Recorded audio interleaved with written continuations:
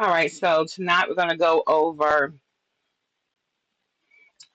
navigating alternate names in North Carolina the Notarial Acts. So I would like for you to turn to your Notary Manual to Chapter 6, page 71, and we're going to cover that section that says alternate names.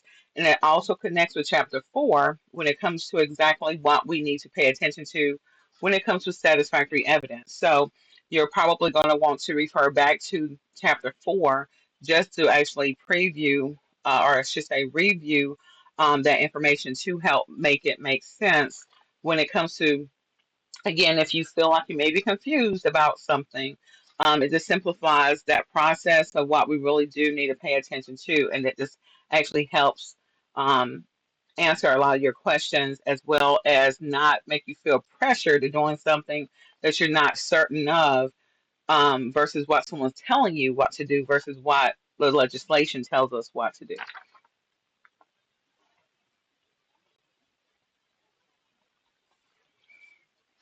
So as we are going through mastering what an AKA, FKA, and NKA rules are to protect your commission, I want to welcome again everyone to our Tuesday Notary Tune-up. We will be tackling a critical topic straight from, again, Chapter 4, and then, of course, Chapter 6 when it comes to alternate names, whether it's an also known as, formerly known as, or now known as. Handling these properly is essential to keeping your notarizations lawful. So, what are alternate names? So, understanding why multiple names appear on legal documents and how North Carolina law defines your responsibilities as an impartial witness.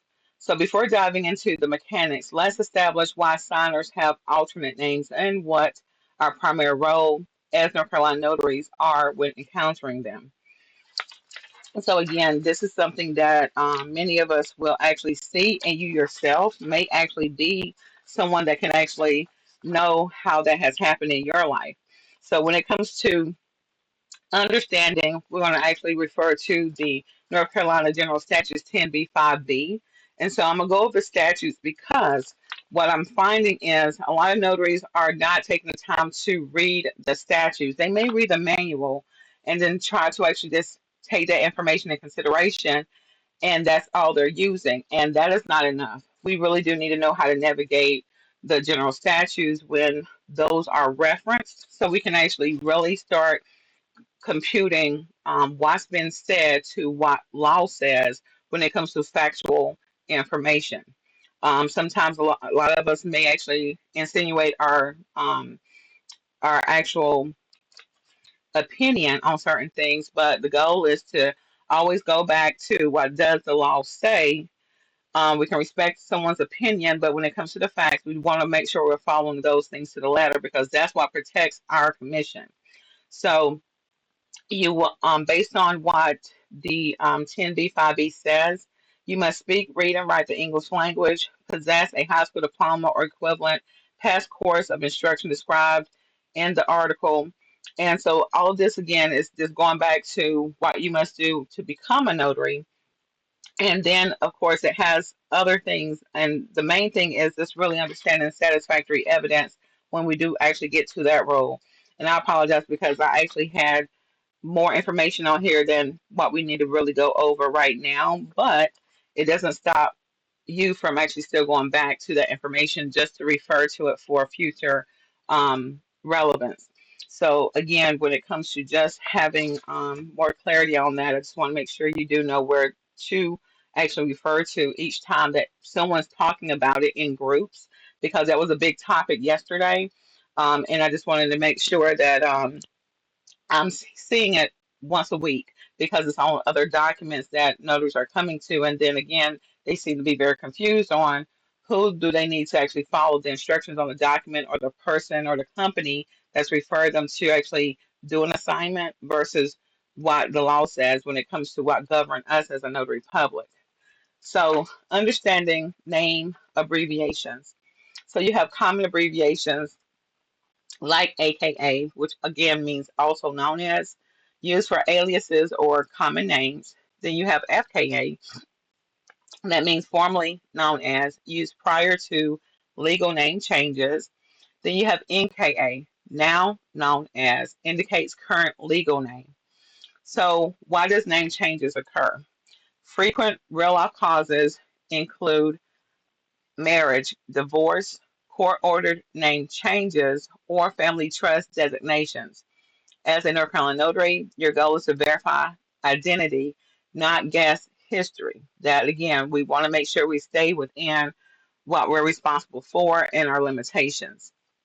So when it comes to where a lot of these names are found, oftentimes you will see them on deeds, powers of attorney, and mortgages. And so, again, remember, people change their names, but our duties stay unchanged when it comes to following the law. So, you want to always verify the individual standing right in front of you. So, when it comes to the golden rule, ID verification, our core objective is ensure that the signature being notarized and the name on your notarial certificate match the valid ID presented. Presented ID dictates what can be written on the certificate. Signature on the document must align with the ID. No assumption or outside knowledge overrides statutory ID requirements. So always request a valid government issued photo ID. The name on that card is your single source of truth for filling out the notary certificate. Now, when it comes to you knowing someone personally, that is another form of satisfactory evidence. And if you have, again, been with this person, known them for several years, decades even, this helps when it comes to you being able to feel that you can trust what you know about this person when it comes to identifying them when you're actually notarizing their signature. So that's important because if you're someone that knows that a person has recently got married, that they maiden name was one thing and their married name is something different, you have that history to know this is the actual person. Now, if you are going by personal knowledge and you're not going by their identification, then based on the document that's in front of you, you may actually say, I know that this is the person. So again, the law is relying on your personal knowledge of satisfactory evidence when you move forward with notarizing that document. I personally, if I know that someone has legally changed their name, even though I personally know them, because the document may actually say something different than the ID, and I'm gonna ask them, did you update your state ID, your social security card with your married name? Or if you got recently divorced, did you actually change your name back to your maiden name so that again I can make sure that I feel more confident in moving forward with the execution of that document versus again personally knowing them because I do want to make sure there's no issues later with this document conflicting with what the ID says that's within the DMV because this is public record or I should say it's recorded record on the DMV site. But again, these documents don't have access to that database. So it's our goal to make sure that we're doing everything we possibly can, where if there is a question, we can feel a little bit better that the information will match over the information with the DMV. Signatures versus certificates. So document signature.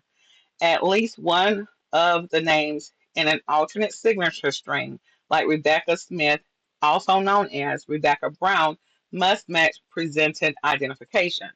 So, for best practice, when signing with alternate names, the best practice is to list the current legal name first, followed by an alternate name.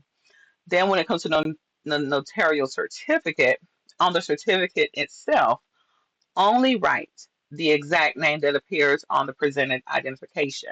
Never include alternate names on the certificate. That is very important. So you have a document that may have the AKA statement of both names listed there. That's something that's the responsibility of the party that's asking you to notarize their document. Okay. When it comes to that notarial certificate, that is our responsibility. We own that part of the document. And if you did not know that, that's one of the things that we do have the power to change, update. However, we need to make sure it's correct before we actually officially stamp it. So again, before you actually finalize it with notarizing it with your stamp or your embosser, you want to make sure that everything has been completed by you and you alone. So this again can help you make sure that everything has been done by the book, because I've seen where some customers have brought documents to me and they're already filling out their name in the notarial certificate. They don't know that this is something they should not touch. So I just try to politely let them know this section of the document is meant for only me when it comes to what needs to be completed. And I appreciate you trying to be proactive and trying to make sure we can take care of your affairs as soon as possible. However, moving forward, if you have any other documents that need to be notarized, please don't touch this part because this belongs to the notary who is there to actually make sure they can properly identify you. And that usually just helps them when it comes to a teachable moment that we can share that information with them. So when it comes to pre-filled certificates, when it comes to handling these existing wording, so the first scenario, legal plus alternate pre-filled, if both legal and the alternate names are pre-filled on the certificate, you must cross out the alternate name before proceeding. Again, that is the responsibility for us as notaries. Then the second scenario, alternate name only pre-filled. Cross out the alternate name and write the exact name as it appears on their identification. Again, when it comes to what does the general statute say, we are to write exactly what's on the identification when it comes to the name in full. All right, they may have a shorter version of their name on the document, but our responsibility still holds that we must actually follow what the law says, is write exactly what is on the ID every time when we actually write who personally appeared before us in the notarial certificate. And that to actually add to that rule, you want to make sure that's the same information you put in your notary public journal. Okay, so again, the document may present first, last name. You want to make sure the first, middle, last name, first, middle, last, and prefix is also included in your journal. So that way everything is consistent. And because you don't have anything else you're going to hold on to, all right, after that person leaves, this is your best way of confirming this is what I wrote from the identification that was presented to me, whether it's the passport or a state issued ID. So when it comes to handling refusals and discrepancies, so, number one, explain the requirement. Clearly inform the signer that the certificate name and signature must match their official ID. Number two, refuse non-compliant acts. You have the legal right and duty to refuse the transaction if your satisfactory identity concerns are not addressed. And then number three, never dictate changes. Do not suggest the person alter document terms or sign another way. And number four, avoid practice of law. Advising signers how to modify legal documents constitutes the unauthorized practice of law, also known as UPL. So when it comes to avoiding practice of law, you want to protect yourself. And so in North Carolina, to suggesting how a signer should sign or telling them to change document text can be viewed as an unauthorized practice of law. So your response can be state law requires the name on my certificate to match your ID exactly.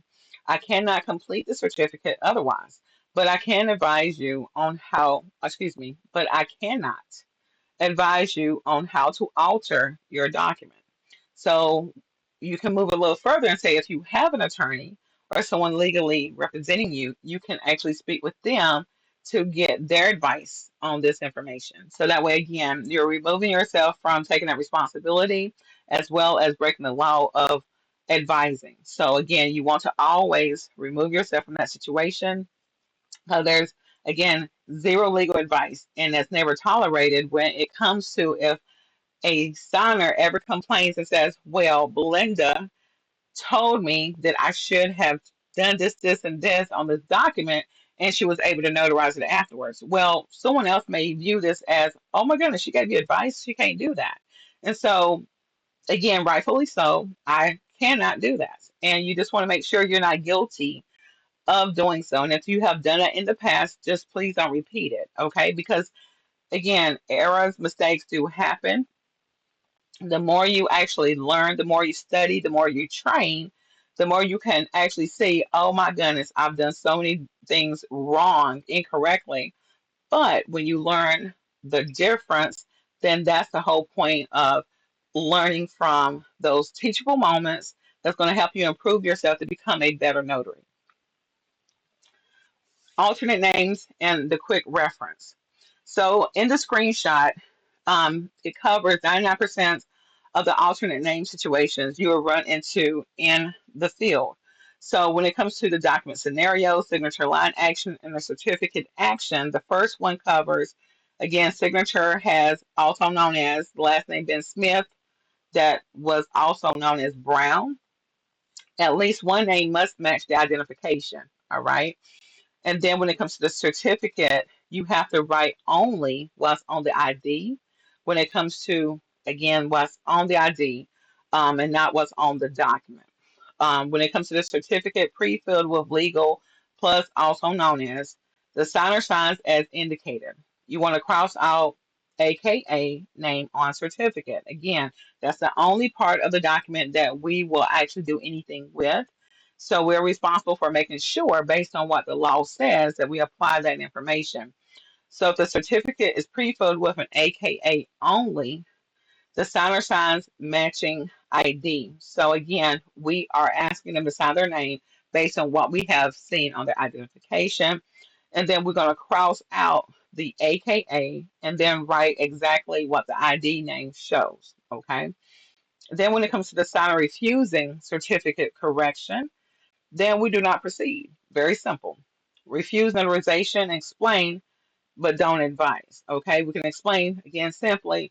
Unfortunately, your information on your document or the certificate does not match what's on the identification. Therefore, I can't move forward with your notarization.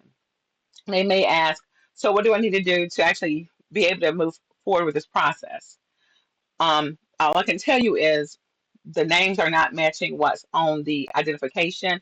And as a notary public, I can only notarize when it matches what's on the ID. So we're telling them what we can do when it comes to the law, but we're not advising them on what they need to do if they are asking us how to correct it, because that would be giving advice. Now, I hate that we are limited in that way, because we can definitely help a customer more by saying what we know is to be true. However, we still have to pull back and let them understand that they do have to speak to someone else that can give them a little bit more direction and instructions on what to do in order to get it notarized. All right.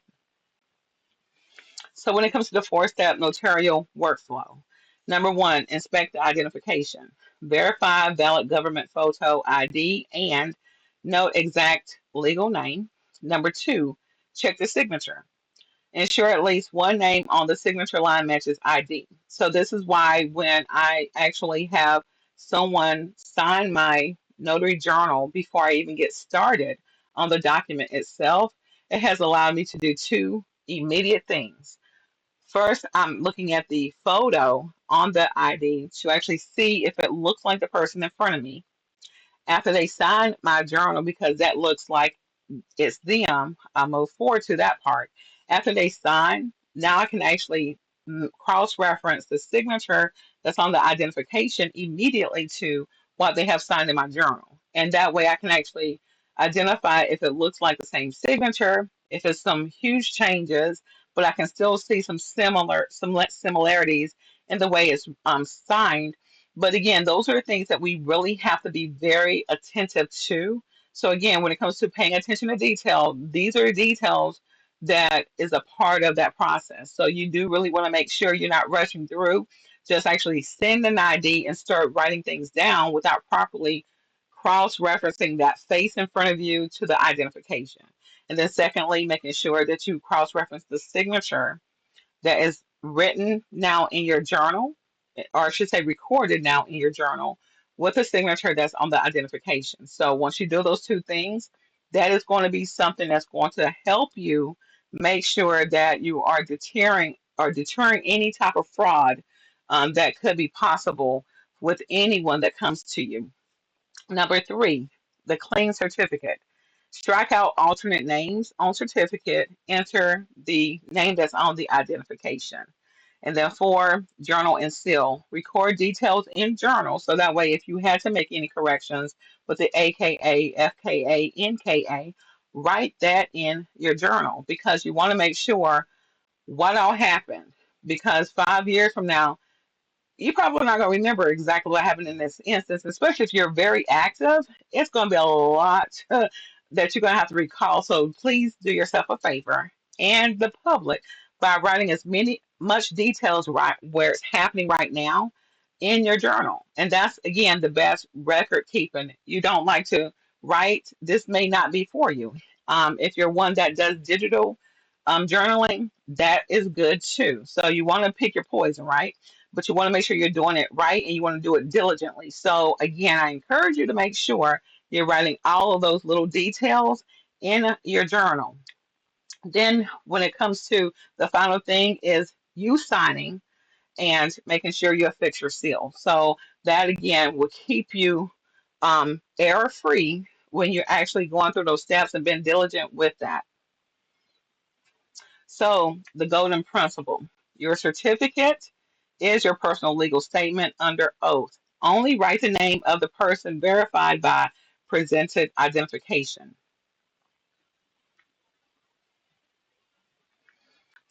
All right, so now we can move to our audience for Q&A, and let me go ahead and try to get everything.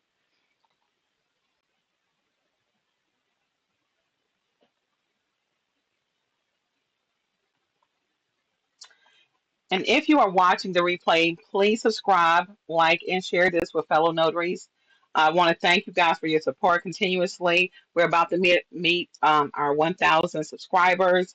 I really do like to make sure that we can find ways to, again, keep the training going where it can be on demand, and bringing it to this platform on YouTube helps for those that miss our live interactions. You won't, unfortunately, get the live part of our talking points after the presentation, but you do get a lot of the meat that is actually there initially. So, again, I look forward to joining you guys our next opportunity for our Tuesday Notary Tune-up. And again, if you miss us, you can always check us out here. And again, like and subscribe. And I look forward to seeing you guys. In 2 weeks from today's date. So we won't have our TNT next Wednesday because of the conference. So September the 1st. All right, we're going to start this September off really nicely by meeting again for our Tuesday Notary Tune-up then. So I look forward to seeing you then.